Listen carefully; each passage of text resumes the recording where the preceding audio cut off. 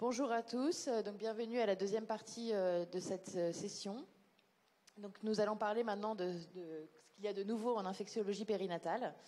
Et nous allons commencer avec le docteur Anselem qui travaille à la maternité de Port-Royal et qui va nous parler de la vaccination pendant la grossesse, surtout la coqueluche et le Covid. Merci beaucoup aux organisateurs, à Olivier, Violaine pour la présentation. Donc effectivement, moi j'ai le challenge de vous faire un petit panorama sur les vaccinations en cours de grossesse, toutes les vaccinations. Et donc je vais beaucoup me concentrer sur ce qui est un peu plus récent, c'est-à-dire le Covid, même si ce sujet était un petit peu abordé là tout à l'heure sur la première partie de la matinée, et puis bien sûr sur la coqueluche avec cette nouvelle recommandation. Alors pourquoi est-ce qu'on se pose la question de la vaccination et quels en sont les bénéfices attendus en cours de grossesse? D'une part, la vaccination, elle peut protéger la femme enceinte qui, pour certaines infections, est plus à risque de formes graves. Elle peut également protéger le fœtus pour certaines fétopathies infectieuses et puis pour certaines complications obstétricales, on en a parlé tout à l'heure, comme la mort fœtale, la prématurité. Et le dernier objectif, c'est celui de donner une immunité au nouveau-né qui ne peut pas être vacciné dans les premiers mois de vie parce que les vaccins ne sont pas immunogènes en raison de l'immaturité du système immunitaire chez le nouveau-né. Donc voilà un triple objectif et des bénéfices qui vont être variables en fonction des agents infectieux dont on va parler. Donc je vais commencer par les vaccins pendant la grossesse et je dirais juste quelques mots sur les vaccinations qu'on peut être amené à faire dans le postpartum ou en préconceptionnel si on a l'occasion de voir les patientes avant le projet de grossesse. Donc une fois qu'elles sont enceintes, il y a 3 vaccins dont on va parler: la vaccination contre la grippe, la coqueluche et la vaccination Covid. Alors la grippe, vous savez tous que la grippe n'est pas une infection bénigne et qu'il y a des formes graves et les femmes enceintes sont exposées à une morbidité et une mortalité plus importantes, 4 fois plus d'hospitalisation, 4 à 13% des décès concernent des femmes enceintes et on considère qu'elles font partie, avec les personnes obèses et les asthmatiques, des populations à risque de décès. Donc la grippe peut être grave chez la femme enceinte pour la mère, également pour la grossesse, avec un risque de prématurité spontanée lié à l'état inflammatoire systémique produit par la grippe, un risque de retard de croissance qui est retrouvé par certains auteurs, et puis pas de tératogénicité pour le fœtus, mais des myocardites qui ont été décrites. Ce sont des cas rares, mais qui peuvent expliquer la survenue de mort fœtale in utero. Il y a aussi un versant néonatal qui nous intéresse dans cette vaccination antigrippale dont on va parler, parce que le nouveau-né est à risque de formes graves. Il a plus de risque d'être hospitalisé en cas de grippe dans les 6 premiers mois de vie et il ne peut pas être vacciné avant 6 mois. Alors, quand on regarde l'efficacité d'une vaccination, on regarde d'abord la capacité de cette vaccination à induire la fabrication d'anticorps chez le sujet, donc l'immunogénicité. Et on sait que l'immunogénicité induite par la vaccination antigrippale chez la femme enceinte, elle donne des bons taux d'anticorps, aussi bons que ce qu'on peut retrouver en dehors de la grossesse. C'est ce que vous voyez ici. Pour différentes souches de virus grippal, on va obtenir des taux d'anticorps chez la femme enceinte.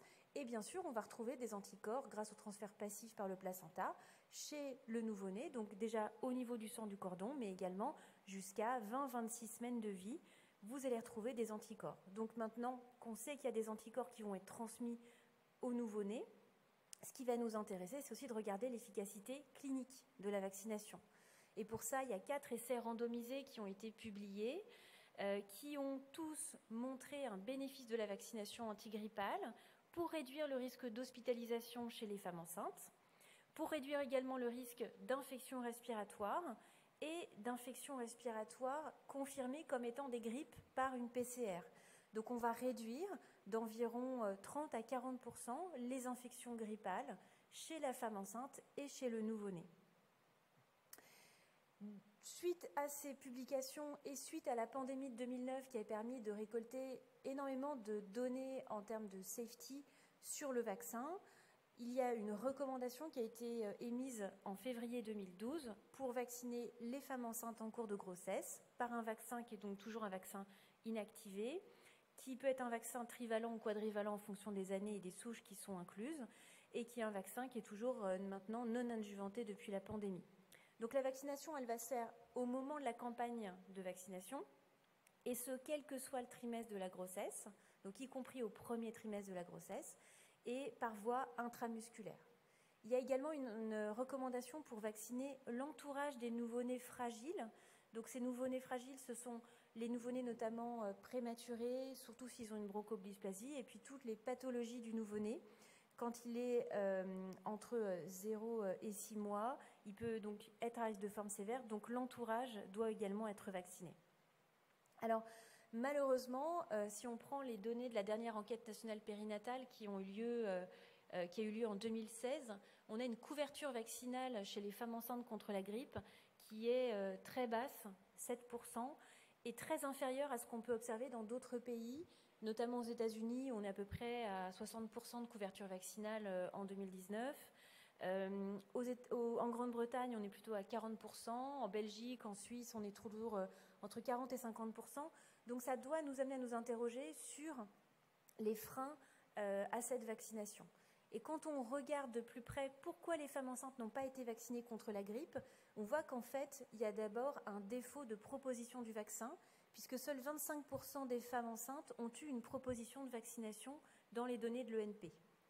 Alors, on avait testé un dispositif à Port-Royal, et c'était l'occasion d'une étude avec notamment la maternité de Louis Mourier, pour comparer un petit peu l'efficacité de mettre à disposition directement en consultation le vaccin antigrippal. On sait que si les patientes elles peuvent se faire vacciner en sortant de la consultation avec leur sage-femme ou leur médecin, et que c'est directement fait par l'infirmière en même temps que la sérologie toxoplasmose, on obtient une couverture vaccinale à peu près de 66%. Puis il y a d'autres dispositifs qui sont intéressants et qui vont peut-être nous permettre d'améliorer cette couverture vaccinale. Par exemple, le fait que les femmes enceintes puissent être vaccinées par les pharmaciens et par les infirmières, y compris les femmes qui n'ont jamais été vaccinées avant contre la grippe. Peut-être que ça va faciliter l'accès à cette vaccination. Et bien sûr, pour ça, on attend également les données de l'ENP qui a eu lieu en 2021. Bien que cette nouvelle enquête nationale périnatale, elle aura été faite au moment de l'épidémie de Covid. Et donc, il y a probablement, ça va être une année un peu difficile à interpréter parce qu'il y a probablement des facteurs qui ont pu modifier le recours des femmes à la vaccination. Peut-être des femmes qui n'ont pas voulu se faire vacciner ou au contraire, peut-être plus. On va voir ce que ça donne. Voilà pour la grippe. L'actualité, c'est la recommandation pour vacciner les femmes enceintes contre la coqueluche, dont vous avez entendu parler et qui vient d'être émise par la HAS. Pourquoi est-ce qu'on vaccine les femmes enceintes contre la coqueluche? Pas pour protéger la mère, mais surtout pour protéger le nouveau-né. Alors c'est vrai qu'une coqueluche en cours de grossesse, c'est pas notamment complètement banal, parce qu'il y a des quintes de toux qui sont importantes, et on sait qu'il existe un risque de prématurité lié à l'infection coquelucheuse chez la femme enceinte. Mais surtout, il y a un risque pour le nouveau-né qui peut avoir une forme très grave, y compris un décès en cas de coqueluche dans les 2 premiers mois de vie. Il ne peut être vacciné qu'à partir de l'âge de 2 mois. Et on sait que dans la moitié des cas, c'est un des parents qui contamine son enfant, notamment dans la période d'incubation qui dure 2 semaines et au cours de laquelle on est asymptomatique. Donc, cette question de la vaccination coqueluche, elle se pose de façon évidente, et on a des données abondantes qui permettent de montrer à la fois qu'on a une bonne immunogénicité de la vaccination anticoquelucheuse chez la femme enceinte, avec des taux d'anticorps satisfaisants chez la femme enceinte, mais également chez le nouveau-né.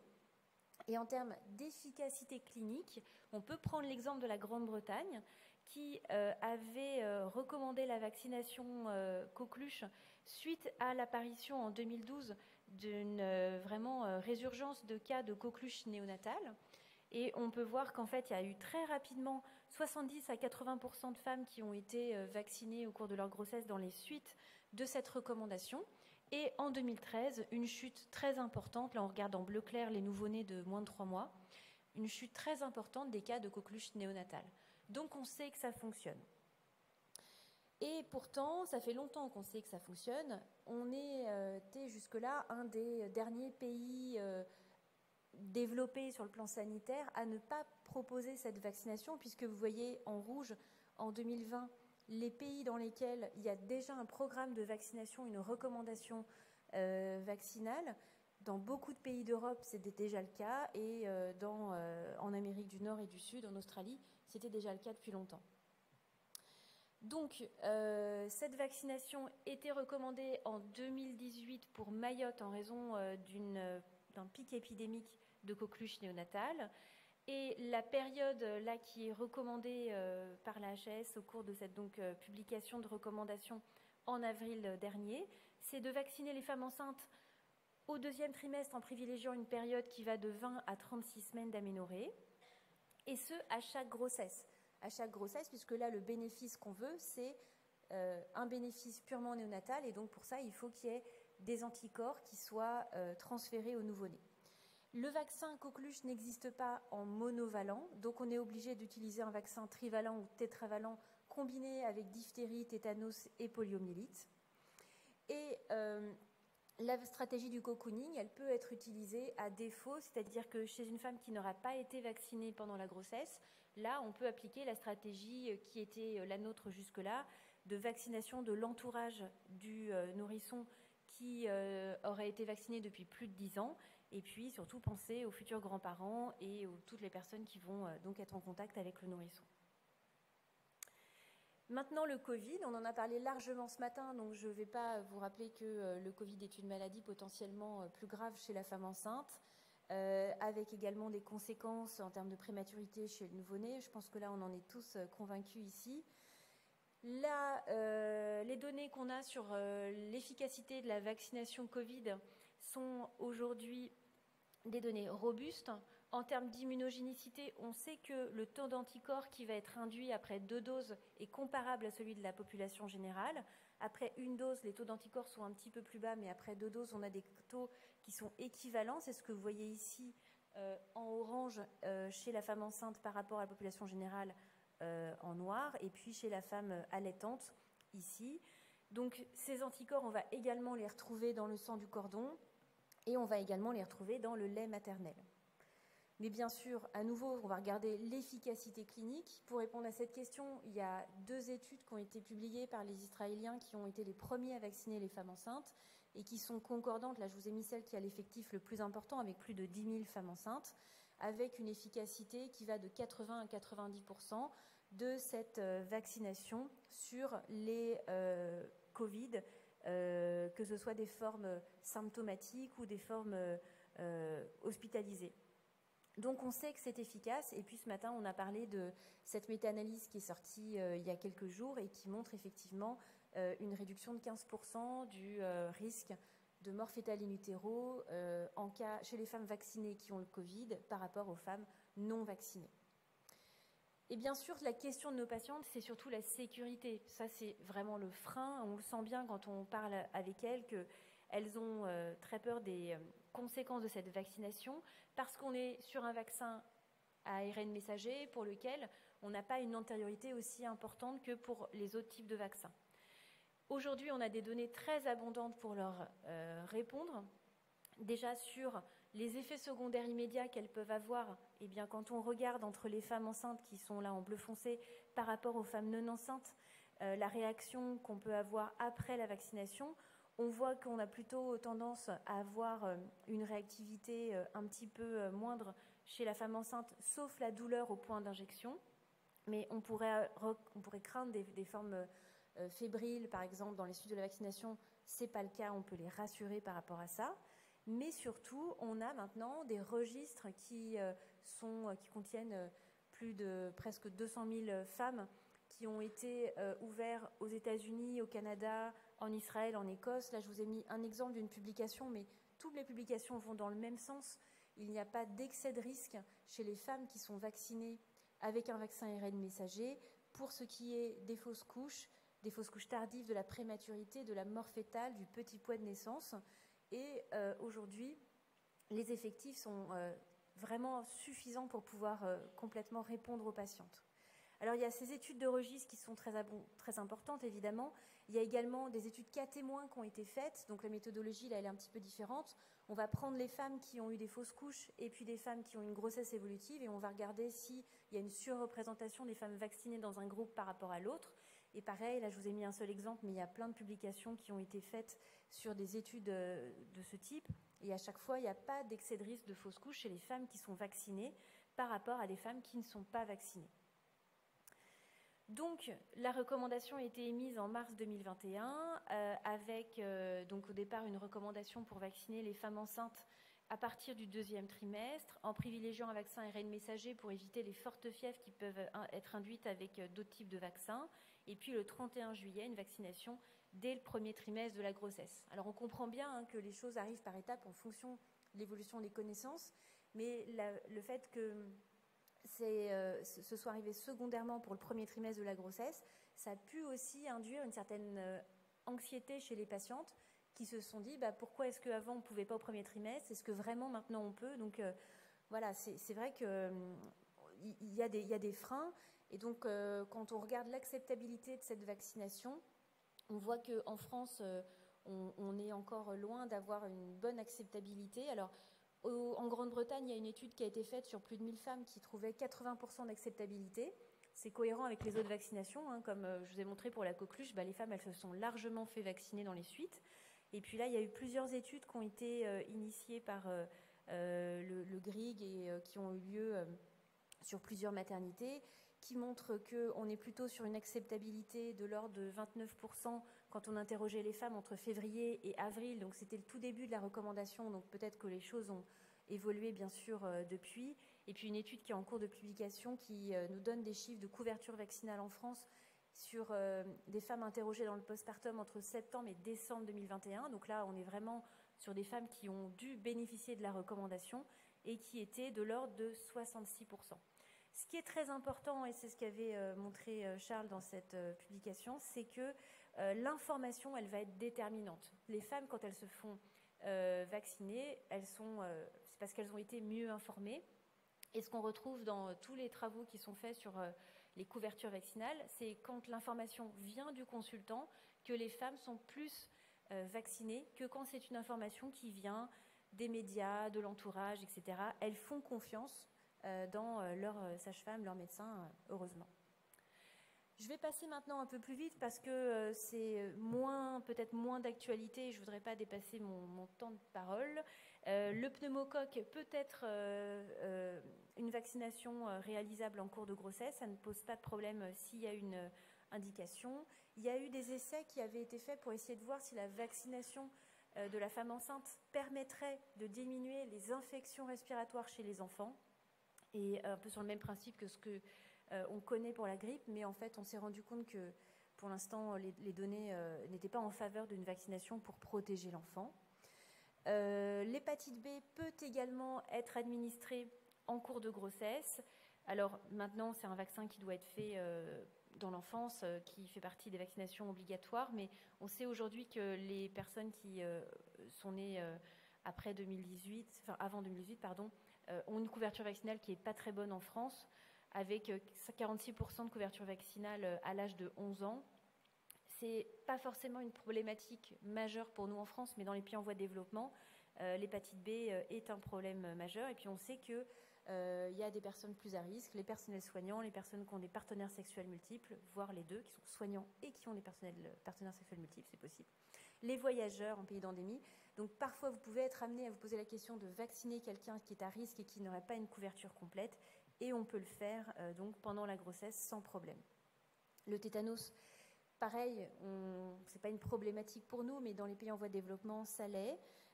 On peut vacciner contre le tétanos en cours de grossesse. Et de toute façon, cette vaccination coqueluche par le biais d'un vaccin trivalent ou quadrivalent, diphtérie, tétanos, coqueluche, polio, va aussi nous y mener. Donc on sait que la vaccination contre le tétanos ne pose pas de problème pendant la grossesse et est aussi efficace qu'une vaccination en dehors de la grossesse.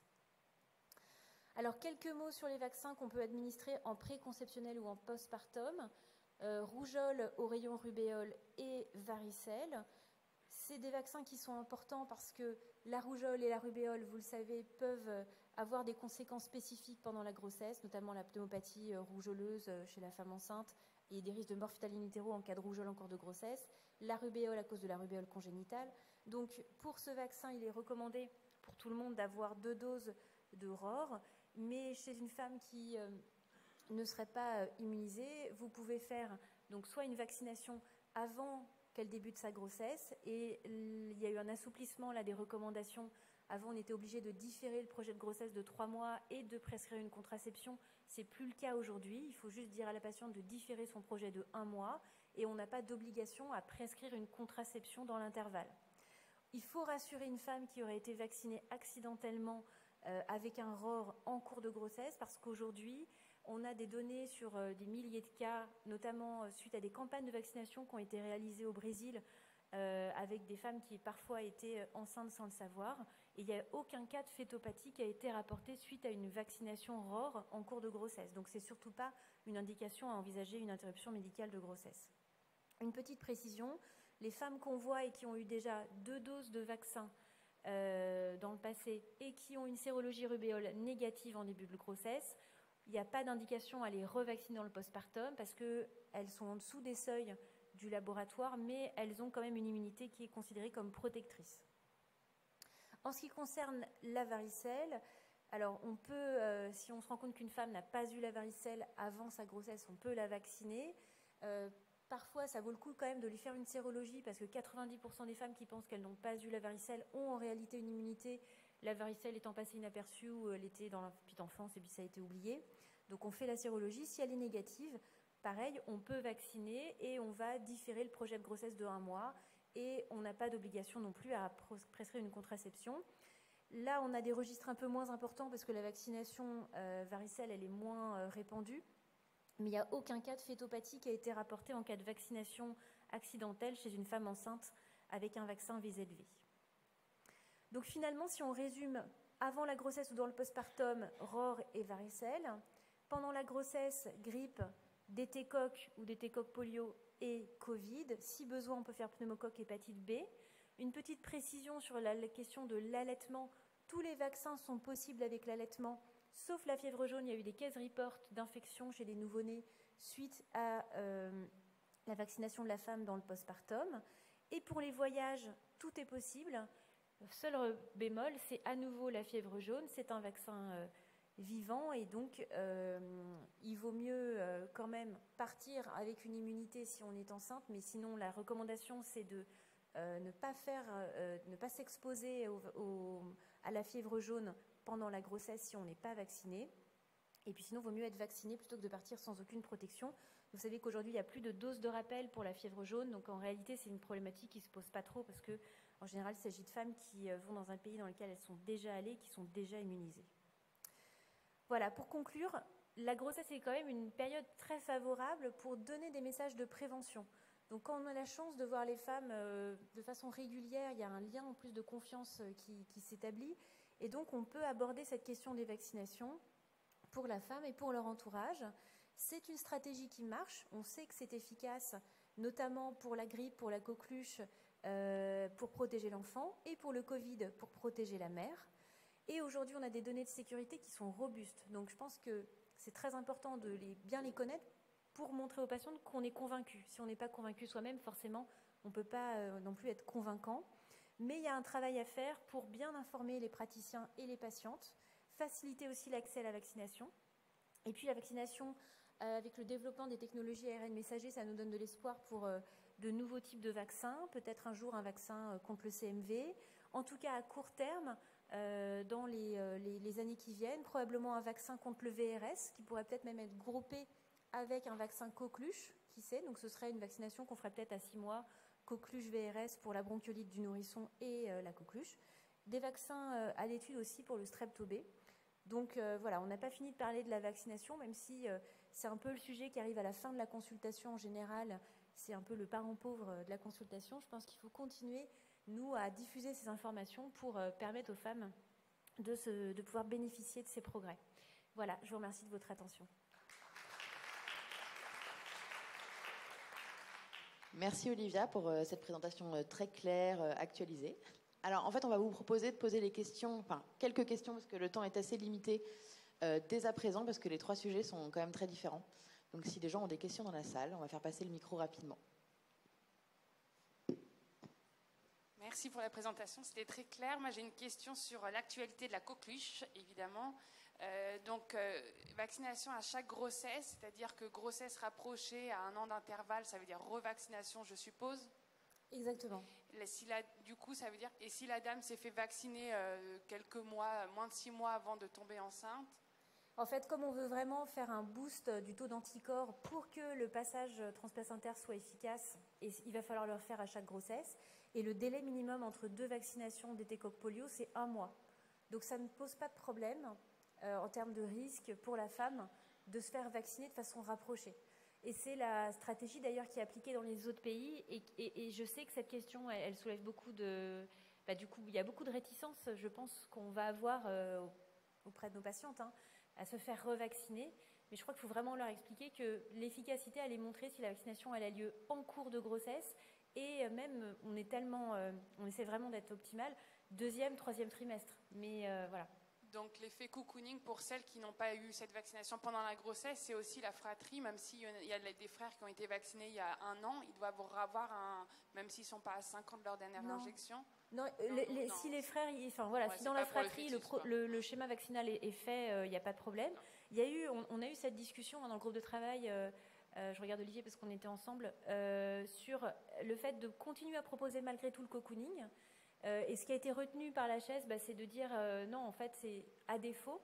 Mais je crois qu'il bien sûr, faut garder en tête que, évidemment, si les grands-parents ne sont pas à jour de leur vaccination, il faut qu'ils soient à jour.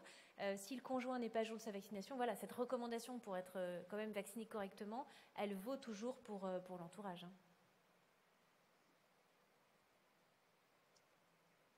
Autre question?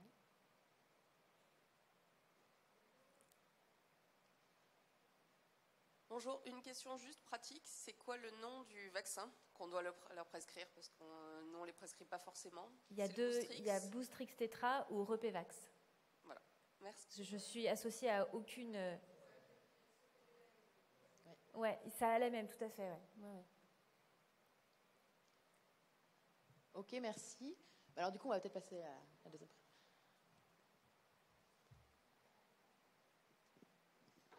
On va passer à la présentation suivante avec le docteur Sini, qui vient de Guyane. Il exerce à Saint-Laurent-du-Maroni.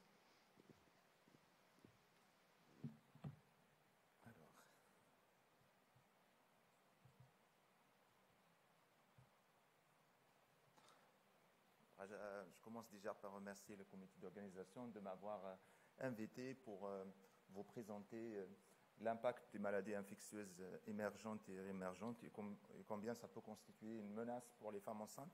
Je prends le territoire amazonien, comme je travaille en Guyane française, comme exemple. Pendant les 50 dernières années, on assiste à une croissance alarmante de ces maladies émergentes ou réémergentes.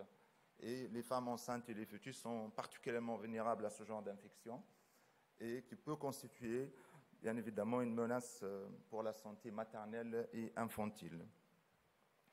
On pense qu'en Guyane, ces infections sont associées à d'autres facteurs qui peuvent augmenter l'impact de ce genre d'infection.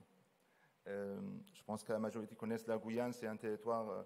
C'est un département d'outre-mer qui appartient et partage tout le bassin amazonien avec essentiellement de la forêt tropicale, plus que quand même 34 millions de personnes au moins, on va dire, déclarées, et un climat plutôt tropical dans des forêts tropicales.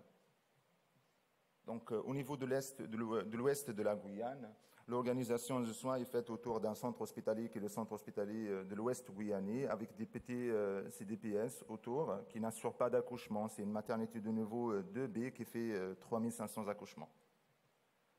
Je commençais déjà pour me poser la question que je suis arrivé en Guyane. Pourquoi le taux de mort fatale in utero soit hyper élevé? Il est aussi entre 1 à 4% mensuellement. Donc on peut se poser beaucoup de questions. En sachant que il y a des grossesses qui sont non suivies, mais il paraît que ça n'expliquait pas tout.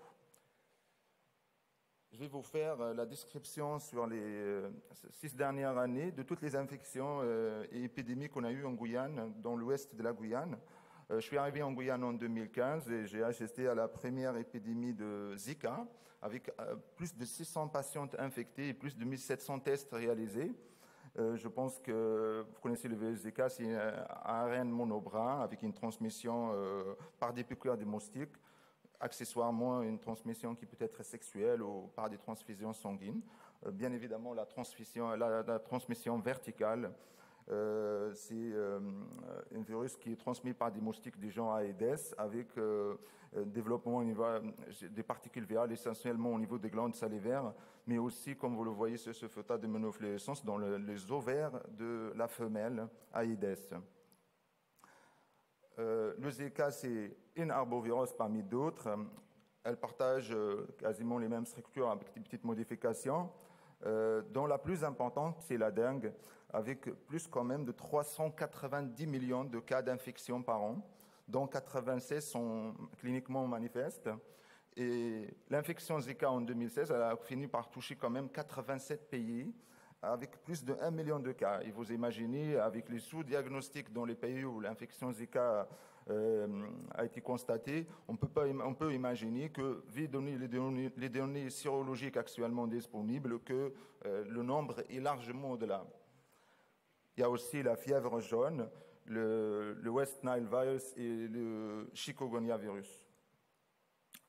Cette diapositive que j'ai prêtée à Léo Pomar, qui nous fait un peu la synthèse de toutes les anomalies Zika et la photopathie qu'on a publiée en 2017, avec particulièrement des lésions cérébrales, mais pas que ça. Au final, donc, des anomalies de système nerveux central et une augmentation importante de morts fœtales in utero. En 2016, on a assisté à une augmentation d'interruptions de grossesse de façon très significative. On a fait plus qu'une cinquantaine d'interruptions de grossesse quand même pendant l'année, en sachant que la population de l'ouest de la Guyane, c'est une population qui est très peu demandeuse d'IMG. Et une fois l'épidémie passée, ce qu'on sait un tout petit peu aujourd'hui, avec les données disponibles, qu'on est à peu près de 30% de transmission verticale, avec des pertes fœtales aux alentours de 5 à 10%, et un syndrome de Zika congénital qui peut varier entre les séries, on va dire à peu près de 10%. Ces données est probablement sous-estimées parce que là, la maladie est apparue. Il y avait quand même un sous-test dans tous les pays là où la maladie s'est présentée. Donc au final, l'infection n'associe pas que des lésions structurales parce qu'il y a en plus des lésions fonctionnelles, voire des lésions évolutives aujourd'hui qui ont été démontrées. Et si on regarde sur la période néonatale, c'est la même constatation avec une augmentation de la morbidité néonatale dans la cohorte de nouveau-nés Zika. On a suivi dans l'ouest de la Guyane la cohorte des enfants infectés par ou au moins exposés par le virus Zika in utero après 3 ans. Lorsqu'on regarde la circonférence crânienne, ici vous voyez en rouge les enfants qui ont été exposés in utero avec une preuve échographique, biologique, antinatale ou jusqu'à les 24 premières heures de vie de transmission de virus Zika au nouveau-né. Et en bleu, vous voyez les enfants qui ont été exposés, donc c'est des mères qui ont infecté par les Zika, mais sans aucune preuve de contamination fœtale, incluant le bilan qui a été fait à la naissance au bébé, les bilans incluant à la fois la biologie et l'échographie. Et vous le voyez quand même que ces enfants garderont un retard de développement de la circonférence crânienne, et également aussi un retard de développement en termes de poids. Si on a fait synthétiser ici à 2 mois, à 2 ans et à 3 ans, les enfants qui ont été exposés avec preuve de contamination antinatale présentent quand même un risque très important de retard neurosensoriel, de retard de développement et de retard d'acquisition. Ceci étant valable à l'âge de 2 mois, à l'âge de 2 ans et à l'âge de 3 ans. Et c'est en fait, à l'âge de 3 ans, on a examiné les enfants avec un pédiatre et avec une évaluation par un score de développement pour le dépistage des anomalies de développement, qui est appelé le score, c'est le Child Development Assessment Scale pour l'évaluation, dans les 3 domaines. À gauche, le domaine moteur, le domaine cognitif et le domaine de langage, et le domaine socio-affectif. Donc, si on regarde la couleur rouge sur les enfants qui doivent être référents, donc une évaluation anormale. La zone grise, c'est une zone intermédiaire, et la zone bleue, c'est la zone confortable. Donc, ces enfants, quand même, présentent majoritairement un retard global, mais c'est essentiellement dans le domaine cognitif et langage où ces enfants sont manifestement plus touchés. Ils sont moins touchés sur le domaine moteur. Donc, les enfants infectés avec preuves biologiques et une documentation d'une infection et de transmission présentent quand même un risque accru donc, d'orientation vers un spécialiste pour suspicion de retard de développement. Question importante qu'on a essayé de répondre, c'était est-ce que c'est les nourrissons qui ne présentaient pas d'anomalies cérébrales structurales et dont le bilan confirmé une atteinte anténatale, est-ce que, en fait, ces enfants garderaient quand même un risque? La réponse était oui, dans notre étude, mais aussi dans d'autres. C'est vrai que c'est à moindre mesure de ceux qui présentent des anomalies, mais la réponse est oui. Donc, ces enfants doivent être surveillés. On peut penser que le Zika virus arbovirose, et finalement que c'est que la partie visible de l'iceberg, jusqu'à aujourd'hui, on connaît quand même plus que 500 arboviroses dans le monde, et on pense que les 500 qu'on a reconnus constituent simplement 1% de ceux qu'on peut diagnostiquer. La preuve qu'en 2019, on a publié le premier cas de transmission verticale d'une autre arbovirose, un tout petit peu différente des Zika, qui est le tunavirus. Le tunavirus, déjà, sévit en Guyane. C'est une transmission par des moustiques, avec essentiellement une hôte du type des oiseaux ou des chauves-souris. Et l'homme ne constitue qu'une hôte accidentelle. Et on rapporte quelques petits foyers en Guyane. Et c'est une infection qui ressemble un peu à l'infection au virus, le céphalite équine, vénézuélienne. Vous voyez ici, j'espère que ça va passer, ce fœtus, la mère s'est présentée à 20 semaines, et en fait à l'échographie, on a découvert un ensemble d'anomalies échographiques avec des lésions subtentorielles et sous-tentorielles, avec une atrophie cérébrale, une hydrocéphalie, un bébé qui ne bouge pas, complètement akinétique, soit un climat total d'une infection fœtale. Donc on a pensé initialement au Zika. Le Zika était négatif aussi bien en sérologie qu'en PCR de liquide amniotique. On a pratiqué une ponction amniotique. Tous les bilans infectieux étaient négatifs. Donc, on s'est demandé la question avec l'Institut Pasteur à Cayenne que la sérologie est devenue IgM plus tunavirus.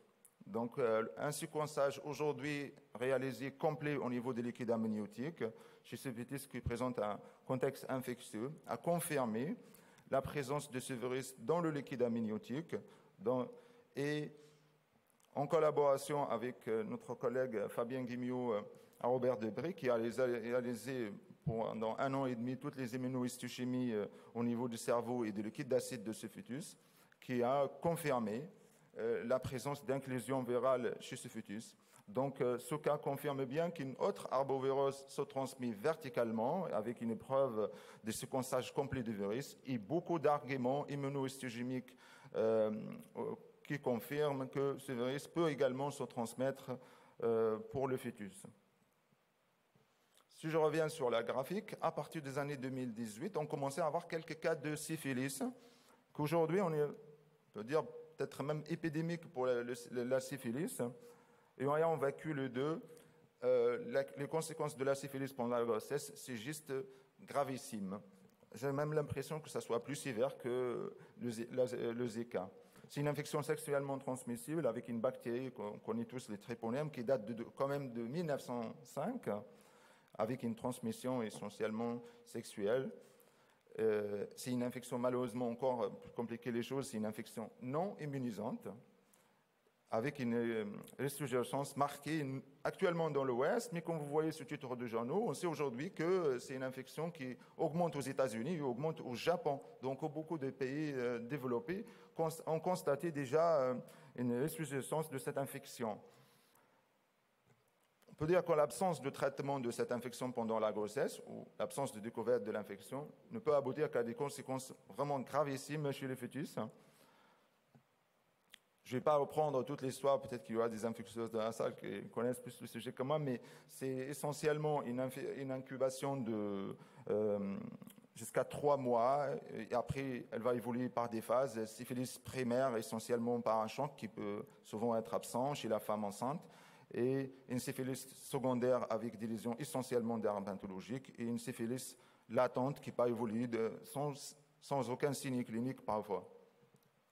Donc vous voyez ici un chancre syphilitique au niveau vaginal, et en dermatologie c'est un peu la grande simulatrice parce qu'elle peut donner toutes les lésions essentiellement au niveau des pommes, mais ça peut donner toutes les lésions, et nous on a rencontré que fréquemment cette infection ne va rien donner en fait.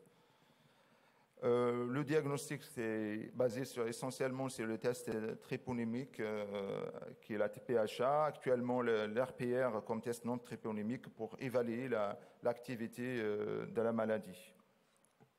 En termes de conséquences, pour la mère, c'est toutes les lésions syphilis chez la mère, qui est quand même une complication en dehors de la grossesse, qui reste une infection qui reste grave, avec le risque même d'aller jusqu'à un neurosyphilis, des atteintes non-sensorielles. Essentiellement aussi, c'est des gravités particulières chez les femmes ayant les virus de l'immunodéficience humaine. Pour le fœtus, c'est quand même un quart des cas, à peu près, de mort fatale en utero, qui peut survenir à vraiment n'importe quel moment et vraiment imprévisible. Le risque d'anémie fatale, d'anasarque, d'accouchement prématuré, de mort encore en périnatal suite à des accouchements prématurés chez des bébés infectés. En Guyane, si on regarde, c'est généralement des femmes très très jeunes, inférieures à 20 ans, qui vont avoir la maladie, et généralement c'est leur début de vie génital. Le taux de transmission, il peut aller jusqu'à 100% en fonction du terme de la maladie, du statut immunitaire de la patiente et également aussi du stade de la maladie. Les anomalies échographiques sont présentes d'à peu près 30% des cas, mais l'absence d'anomalies échographiques ne peut pas éliminer syphilis congénitale.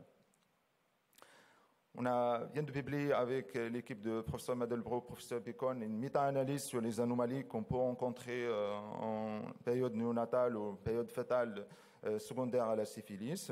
Et essentiellement, c'est des anomalies, des atteintes des organes hématopoïétiques à type d'hépatosplénomégalie, une acide avec une augmentation de la Vmax, et des anomalies qui ressemblaient un peu à tous les spectres d'infection antinatale du type des anomalies de placenta ou un intestin hyperécogène.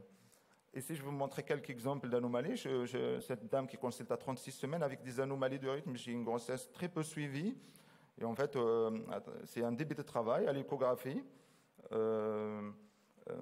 On voit cet aspect de grosse rate, une splénomégalie qui fait 6,5 cm.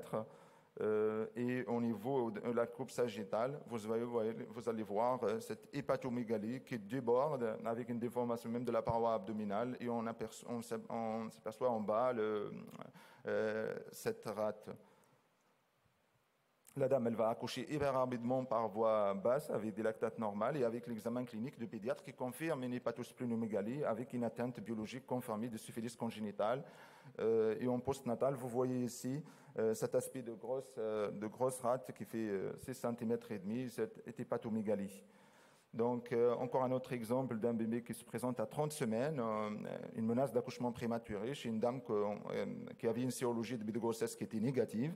Et lorsqu'on regarde, il y a une acide, hépatomégalie, un décollement du scalp, et en fait c'est un fœtus vivant, mais à 30 semaines, qui finit par une césarienne sur des grosses anomalies de rythme, avec cet aspect à la naissance, et une hépatomégalie qui a 4 travées de doigts au-dessus de cri costal. Donc, encore un autre exemple qui a été vu par Mme Lambert la semaine dernière, cette dame qui se présente par des lésions typiques de syphilis secondaire, sur laquelle, au niveau fœtal, il y a une menace d'accouchement prématuré associée à une grosse rate, comme vous le voyez sur cette coupe qui est largement au-delà de 95e percentile. Si on voit les suites de grossesse, incluant celles qui ont été traitées, on reste, malgré qu'il y avait beaucoup de patientes qui sont traitées, à peu près 7% de mort fœtale in utero. C'est vraiment des événements surprises et la patiente, elle va consulter par une mort fœtale et si dans le cadre des bilans, on va trouver la syphilis. Donc c'est pour cela qu'on est passé à un dépistage sur les 3 trimestres de la grossesse avec une sérologie obligatoire à l'accouchement. Ce qu'on recommande particulièrement de notre expérience, c'est de ne pas attendre la deuxième sérologie qui est souvent demandée par le biologiste et qu'entre-temps, ce qu'on a vu, beaucoup d'expériences, en fait, en attendant cette deuxième sérologie qui va au total faire 1 mois, c'est là où on va constater l'événement de mort fœtale. Donc ce qu'on recommande particulièrement, c'est probablement de ne pas attendre la deuxième sérologie pour traiter la patiente et aussi pour traiter son conjoint. Un suivi échographique par un référent reste recommandé. Et ça, sur la littérature mondiale, on en trouve très peu, mais lorsqu'on fait voir le médecin, la patiente par un référent en échographie, on voit vraiment les anomalies qui nécessitent quand même une surveillance. Il s'agit bien évidemment d'une urgence thérapeutique pendant la grossesse. Je reviens à mon schéma. Et entre le mois de mai 2020 jusqu'à novembre 2020, une épidémie de dengue. Cette épidémie était associée à la réapparition de syphilis, plus une épidémie de la Covid-19. Donc, je ne vais pas beaucoup parler de la dengue pour respecter le temps, mais c'est essentiellement encore une autre arbovirose avec 4 sérotypes. Et classiquement, c'est une maladie plutôt bénigne. 380 millions de cas dans le monde quand même, mais il y a quand même quelques cas de dengue sévère qui peuvent avoir des conséquences parfois dramatiques pendant la grossesse, et particulièrement cette thrombopénie qui peut apparaître et qui peut compliquer le moment de l'accouchement et peut induire une hémorragie de la délivrance au moment de l'accouchement et qui peut être difficile à gérer, surtout en cas de sepsis. Heureusement, ça n'entraîne pas de malformation fœtale et par contre une augmentation de risque de fausse couche et de mort fœtale in utero jusqu'à 6 fois de risque hémorragique dont on a parlé à l'accouchement. La transmission verticale est possible avec des descriptions de beaucoup de cas de dengue néonatale. Le même schéma s'y ajoute sur toutes ces épidémies, l'épidémie de la Covid-19 avec plusieurs vagues épidémiques sur laquelle nous, on a publié sur la toute première vague d'apparition de la Covid, cette étude avec l'équipe de professeur Picon à la PHP. Et particulièrement, on a montré que cette augmentation chez une population qui n'a jamais connu la Covid, avec 2 groupes contrôle, avec un contrôle de sérologique dans le groupe PCR négatif à l'accouchement, une augmentation significative de mort fœtale in utero dans le groupe contaminé avec sérologie négative. En plus des autres risques qui ont été rapportés par rapport au risque maternel, d'hémorragie, de transfusion, d'admission en soins intensifs. En discussion, au final, les zoonoses, si on voit, c'est quand même 1 milliard de cas. Environ 60% des maladies infectieuses émergentes actuellement dans le monde sont considérées des zoonoses par l'OMS. On voulait faire expliquer pourquoi cette augmentation assez rapide pendant les 50 dernières années. Notre hypothèse là-dessus, c'est essentiellement les changements climatiques et la mobilité humaine, toutes les dégradations et les déforestations qu'est en train de subir les forêts amazoniennes et les industries minières et l'orpaillage illégal. Ceci va induire un changement dans l'environnement du vecteur qui va essayer de coloniser de nouveaux environnements. Donc plus de contact avec les humains qui vont, même dans leur paillage illégal, ils vont aller au contact de la maladie et donc une augmentation de la population d'exposés. Les femmes enceintes faisant partie de cette population, donc une augmentation d'exposition pendant la grossesse. Donc si on regarde selon ce modèle-là, c'est vrai que nous, comme soignants, on va regarder le côté en face de nous comme cliniciens, c'est notre patiente, c'est l'agent infectieux et sa virulence, aussi l'efficience de notre système de soins, mais au-dessus, probablement qu'on ne voit pas toutes les conséquences du changement climatique, des dégradations de ces forêts et des expositions et l'augmentation de le nombre de cas d'arbovirose. Sur le diagnostic biologique, malheureusement, il y a des infections qu'on le diagnostic reste relativement facile, comme la syphilis et la dengue, mais pour le virus Zika, on a vu que ça peut être un peu plus compliqué. Et malheureusement, là où ces infections réapparaissent, c'est là où il y a le moins de moyens pour faire des diagnostics dans des laboratoires sophistiqués. En termes de prévention, c'est plutôt l'utilisation des insecticides, même si là, il y a beaucoup de divergences là-dessus, avec essentiellement l'augmentation des résistances et des effets collectifs de destruction de gîtes larvaires et essentiellement des protections individuelles qu'on peut conseiller aux patientes qui vont voyager dans ces endroits avec le port des vêtements longs. Les lotions anti-moustiques, il faut bien s'assurer que c'est bien adapté à la grossesse et l'isolement des patientes infectées dans les communes sous des moustiquaires. Et notre vision, c'est la surveillance de toutes ces infections, des zoonoses et des arboviroses, avec les études biogéographiques, les études de modélisation. On peut s'en servir de l'intelligence artificielle pour essentiellement surveiller les zones à haut risque en accédant à des cartes cartographiques d'exposition des lésions. C'est dans le but, bien évidemment, de prédire ces épidémies. Ce n'est pas dans le but de prédire ces épidémies, c'est de savoir un peu les zones à risque. Et aujourd'hui, on arrive quand même à tracer les zones à risque d'exposition. La vaccination, il n'y a pas malheureusement aujourd'hui de vaccin pour toutes les arboviroses qui ont confirmé son efficacité, même s'il y a des tests qui sont en cours. Bon, pour conclure, on a bien vu les conséquences dramatiques de Zika virus, de la SARS. Aujourd'hui, on voit la syphilis, toutes ces infections émergentes, parfois réémergentes, et leurs conséquences sur la grossesse. On pense, et vu l'histoire, qu'il y a de nombreux arboviroses vont pouvoir se propager géographiquement et provoquer des graves épidémies, aussi bien dans les pays actuellement exposés, mais il y a aussi un risque dans les pays avec les changements climatiques dans d'autres pays qui n'ont jamais été vus.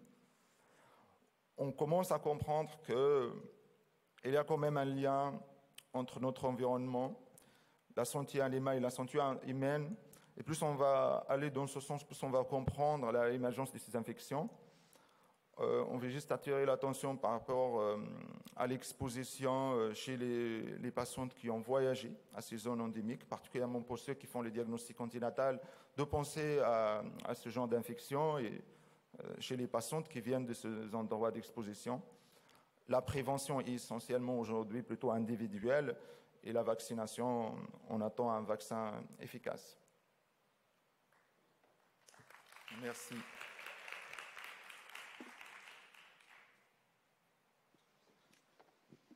Merci beaucoup pour ce super exposé. On voit que la virologie a de l'avenir. Si vous avez le temps pour deux, trois questions avant de passer au topo suivant.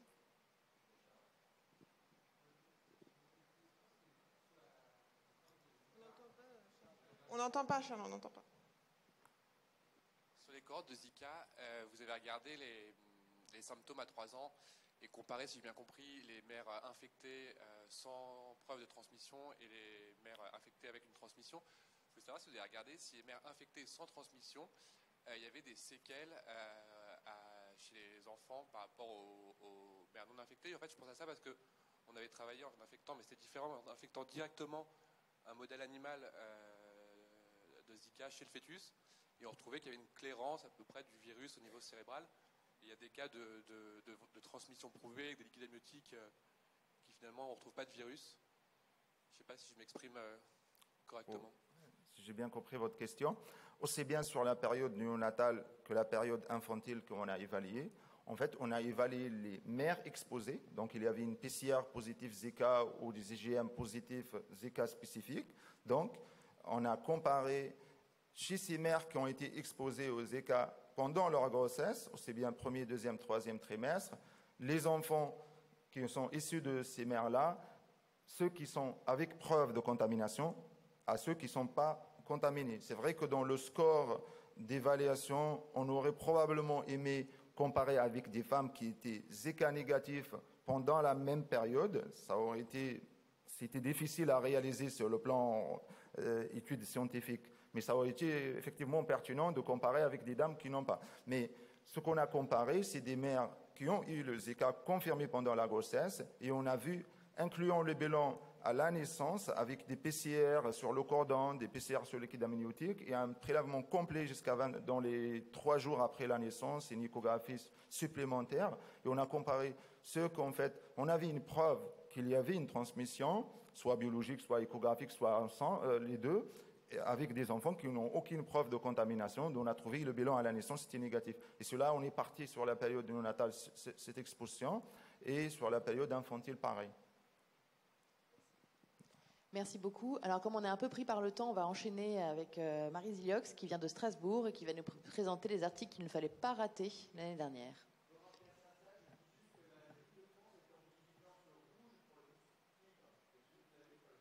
Vigilance rouge pour le moustique tigre.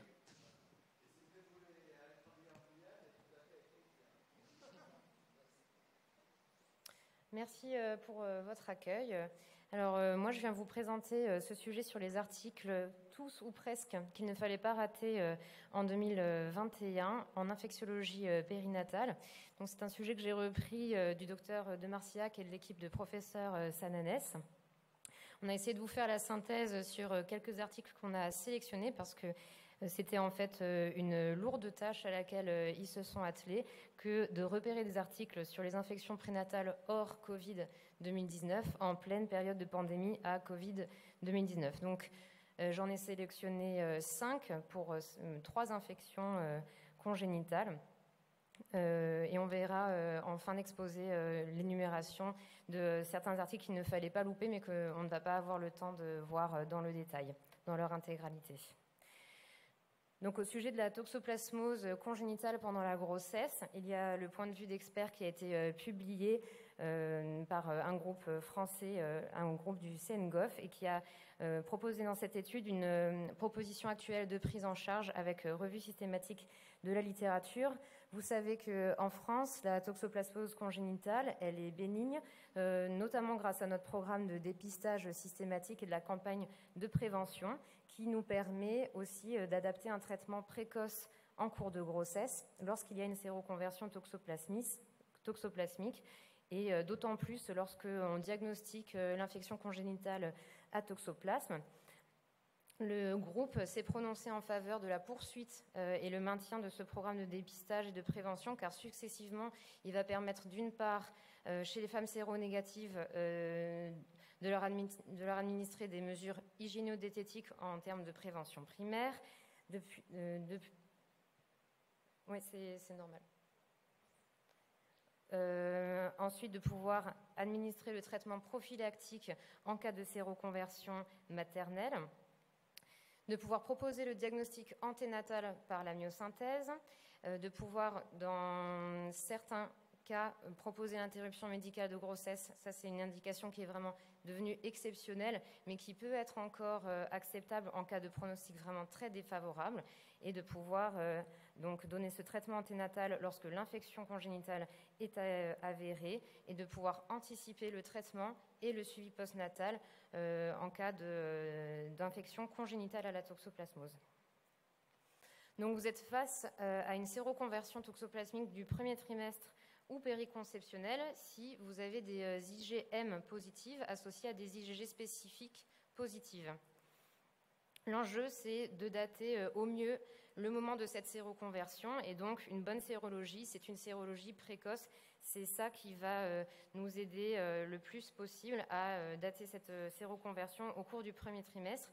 Il faut s'astreindre à chercher une notion de comptage chez la mère, des symptômes cliniques de séroconversion toxoplasmique en cours de grossesse pour essayer de dater au mieux. Vous devez, d'après le groupe d'experts, demander des sérologies sur les sérums antérieurs et demander une avidité des IgG. L'avidité, c'est le pouvoir de liaison des anticorps à l'antigène toxoplasmique, et en cas d'avidité élevé, vous serez face à une infection ancienne de au moins 3 mois, si ce n'est 5 mois, parfois selon les réactifs employés. Et en cas d'avidité faible, là en revanche, on est un peu embêté, mais en redosant la sérologie toxoplasmique à 2-3 semaines, vous allez évaluer l'évolution du taux d'anticorps, et si celui-ci double, vous êtes face à une primo-infection récente. S'il est stable, l'infection est ancienne. La présence d'IgM ne signe pas forcément une infection récente, puisqu'elles peuvent persister jusqu'à 7 à 12 mois. Et dans tous les cas, lorsque vous avez une difficulté d'interprétation de sérologie toxoplasmique, le groupe d'experts recommande de demander l'avis d'un laboratoire expert en parasitologie pour vous guider. Les options thérapeutiques qui sont déjà bien connues, c'est celles que vous connaissez sûrement déjà. On a la spiramycine pour laquelle on a un recul d'emploi chez la femme enceinte depuis plus de 40 ans, qui est très bien tolérée mais qui va avoir une activité parasitostatique faible, peu de passages transplacentaires. Donc pour la spiramycine, l'usage il est uniquement réservé au traitement prophylactique. La pyrimétamine associée à un sulfamide va être très efficace avec une forte activité parasiticide sur le tachyzoïde, un bon passage transplacentaire et en plus ensemble ils ont une action synergique. Mais comme ils vont agir sur la synthèse des folates en cascade, il faut absolument supplémenter les femmes enceintes en acide folinique et s'astreindre à leur proposer une surveillance de la numération formule sanguine pour être certain qu'il n'y a pas de toxicité maternelle avec une leucopénie ou une agranulocytose. Et on essaye au plus possible, elle est contre-indiquée jusqu'à 6 semaines d'aménorrhée en raison du risque théorique d'anomalie de fermeture du tube neural. Donc c'est ce qu'on voit ici, et l'association la plus utilisée, c'est le malocide en termes de non commercial. Les experts ont évalué l'effet du traitement prénatal sur la transmission materno-fœtale selon le type de molécule qui était employé pour le traitement prophylactique, donc avec plusieurs études, mais qui avaient beaucoup de biais puisqu'elles étaient rétrospectives, avec des biais d'indication et des fautes d'ajustement sur l'âge gestationnel, alors qu'on sait que c'est le facteur déterminant de la transmission materno-fœtale.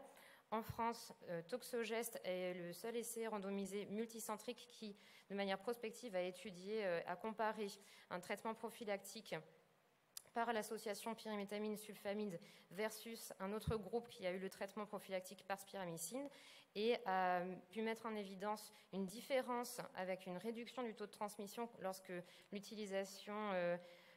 c'était l'association pyrimétamine-sulfamide qui avait été utilisée, mais elle était non statistiquement significative par probablement que de puissance de l'étude, puisqu'il n'y avait que 65 sujets dans chaque bras.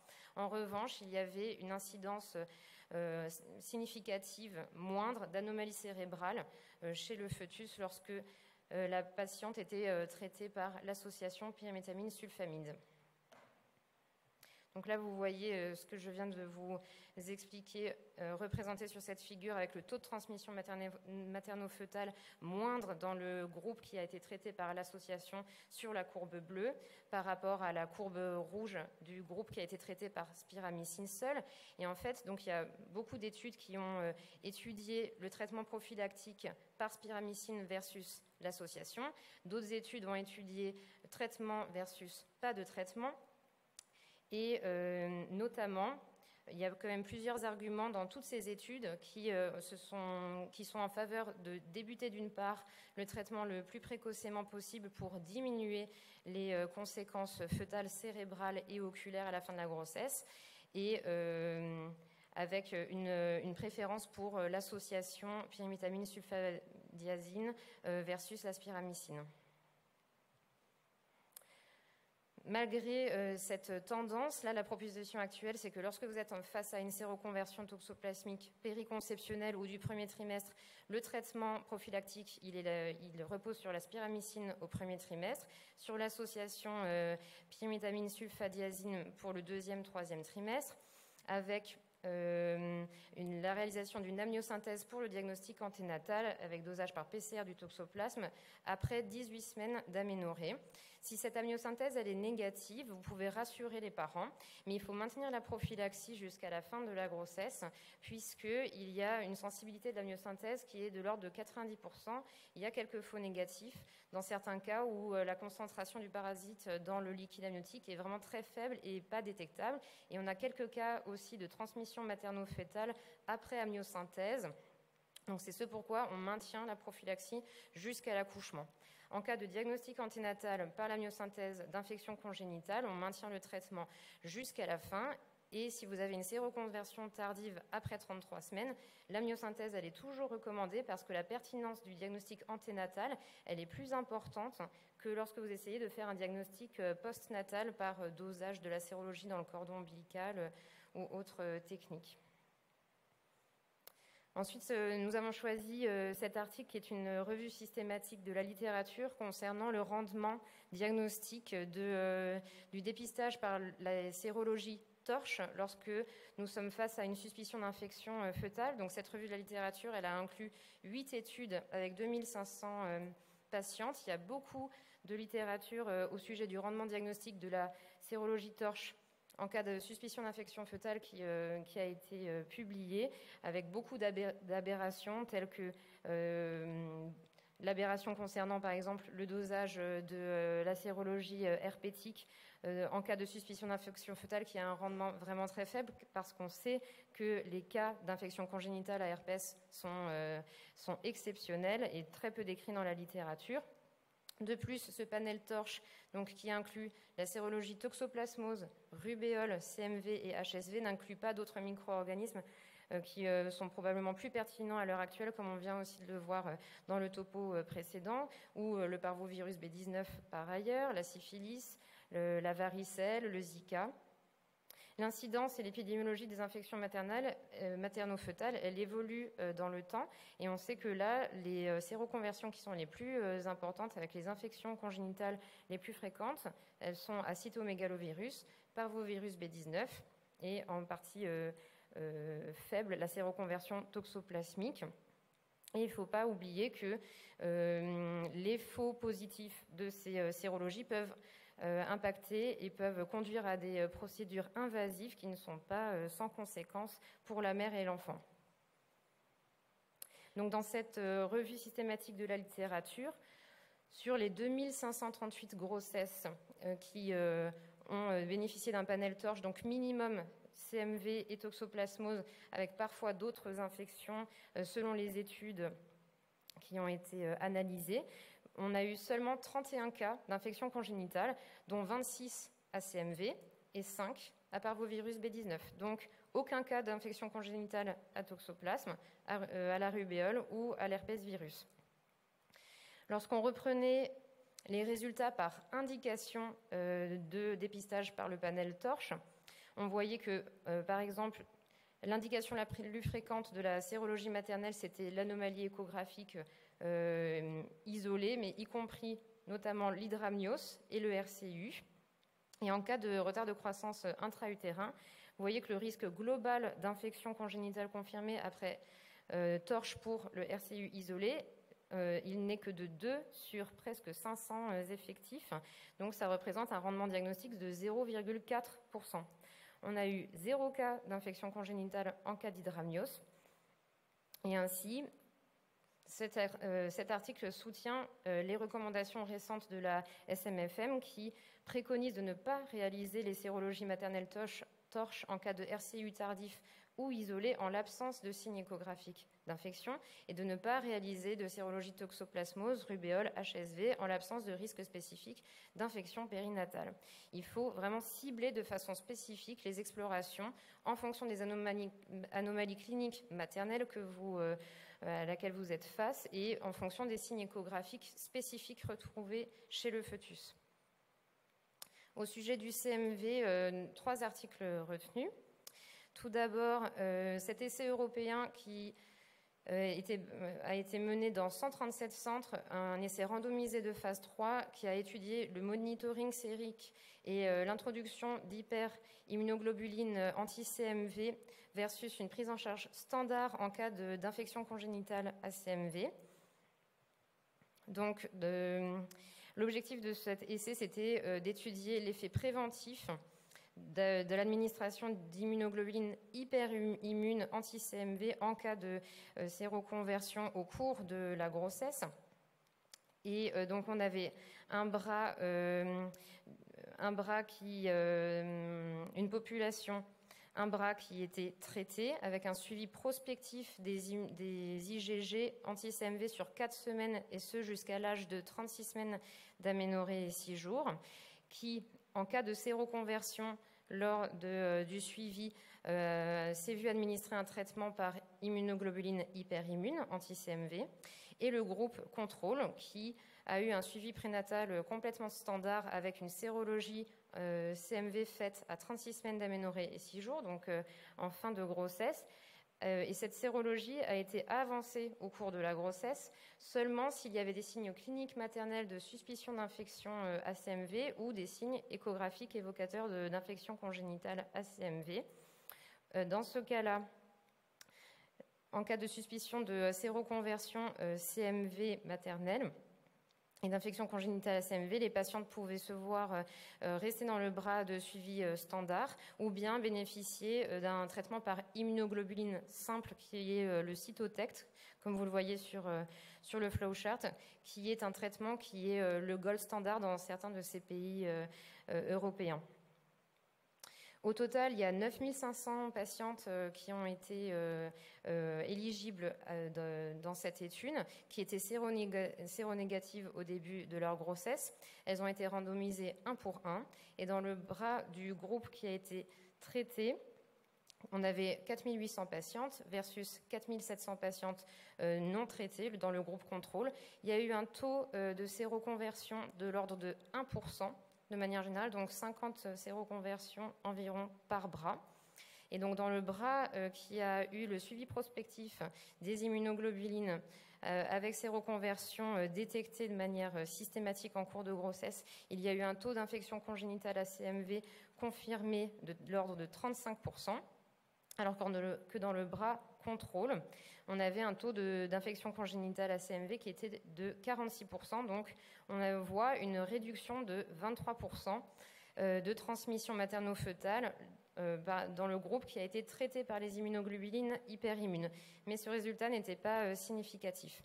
En analyse en sous-groupe, le taux d'infection congénitale était d'autant plus diminué lorsque le traitement avait été débuté avant 20 semaines d'aménorrhée.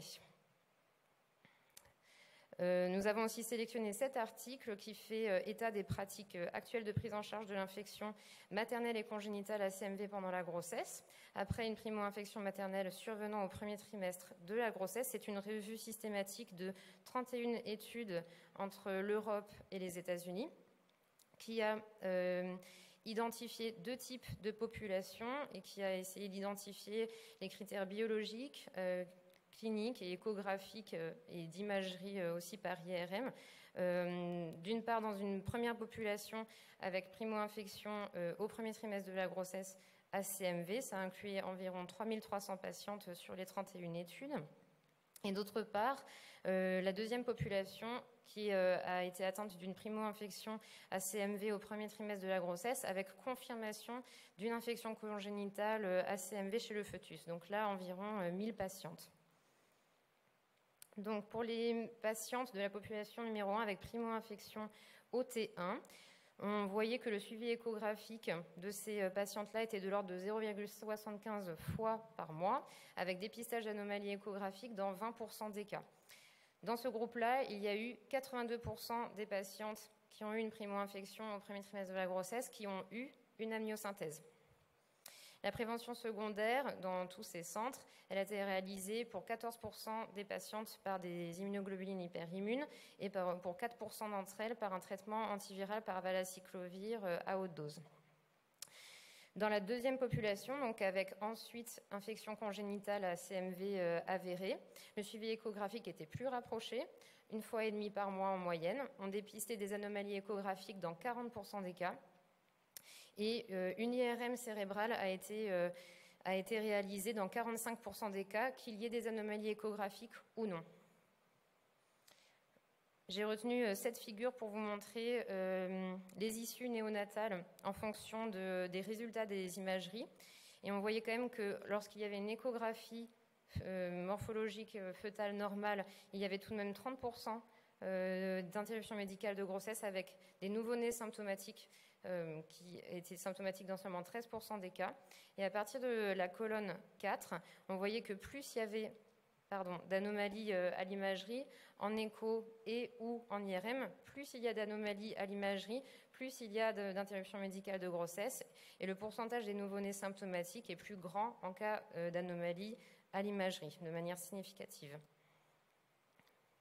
Enfin, cet article qui a étudié la prévention secondaire de l'infection congénitale à cytomégalovirus par introduction de valacyclovir précoce au cours du premier trimestre suite à une primo-infection maternelle avérée en début de grossesse.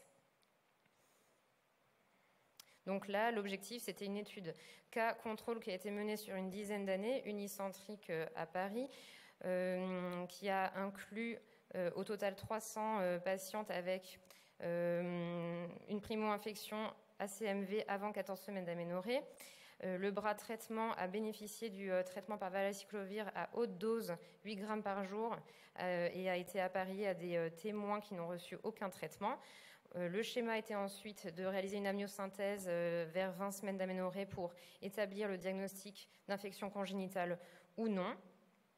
Et il a été retrouvé que le taux de transmission verticale était diminué dans le groupe qui a été traité par valacyclovir de manière significative, avec une diminution aussi dans le sous-groupe lorsque la primo-infection est survenue au premier trimestre par rapport à la périconceptionnelle. Là encore, des effectifs faibles, mais quand même une étude concluante. Alors, j'aurais pu vous parler de plein d'autres articles, mais nous n'avons pas le temps de tous les aborder. Il y a déjà pas mal de choses qui ont été dites dans les topos précédents.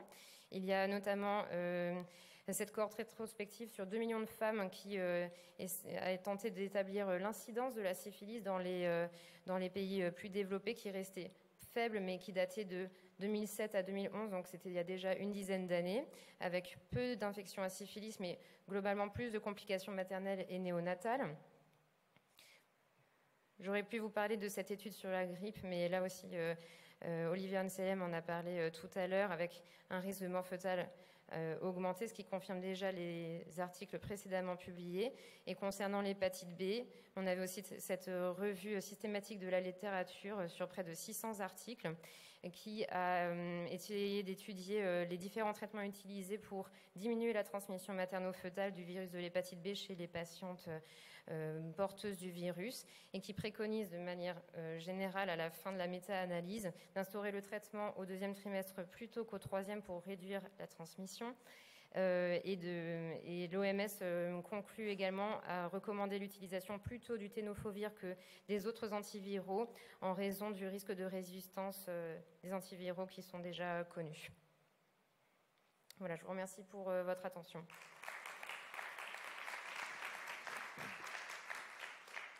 Merci beaucoup pour cette présentation, parce qu'on sait que c'est un énorme travail de faire toute cette bibliographie. Donc on a le temps pour quelques questions, mais on vous rappelle que si vous avez d'autres questions, vous pouvez trouver les réponses dans ce petit livret écrit par le GRIC qui est en vente à la fin de la présentation. Voilà, donc est-ce que vous avez des questions ?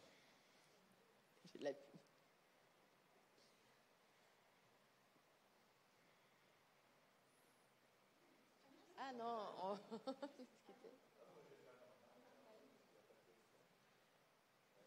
Merci beaucoup, parce que c'est très compliqué ce que tu as fait. Et à chaque fois, c'est pour ça qu'on le fait faire au chef de clinique. Hein. C'est parce que comme ça, on se débarrasse. Non, c'est très bien parce que c'est assez compliqué. Et tu as bien résumé ces papiers. Et c'est un choix objectif. Alors, je tiens à dire que je ne savais pas quels articles elle allait présenter.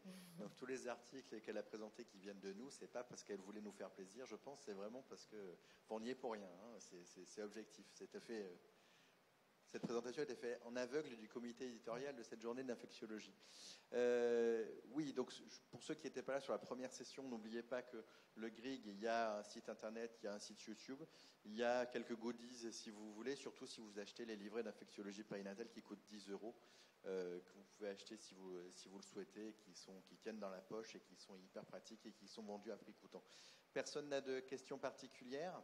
Alors si vous n'avez pas de questions, vous pouvez venir acheter. Si, il y a une question là-bas quand même. Voilà. C'est moins en rapport avec le topo, mais je voulais redemander si pour la vaccination Covid, quelles étaient les dernières recommandations en termes de nombre de doses pour les femmes enceintes. Merci. Il n'y a pas de nouvelles recommandations depuis la 3e dose pour l'instant. Je pense que, objectivement, je ne sais pas ce qu'en pense Olivia, mais je pense que ce sera comme la grippe et on vaccinera tous les ans les femmes enceintes contre la grippe, contre le Covid, je pense. Mais ce n'est pas officiel. Pour l'instant, la 4e dose, c'est les plus de 60 ou 65 ans, je ne sais plus. Mais probablement que ce sera élargi. Là, l'été arrive, vient voir les élections, tout ça. Donc, on fout la paix aux gens, je pense. Mais je pense qu'à l'automne, il faudra s'attendre à refaire des campagnes de vaccination à nouveau. Est-ce que tu es d'accord, Olivia? Oui, d'accord, super. D'autres questions? Oui, monsieur.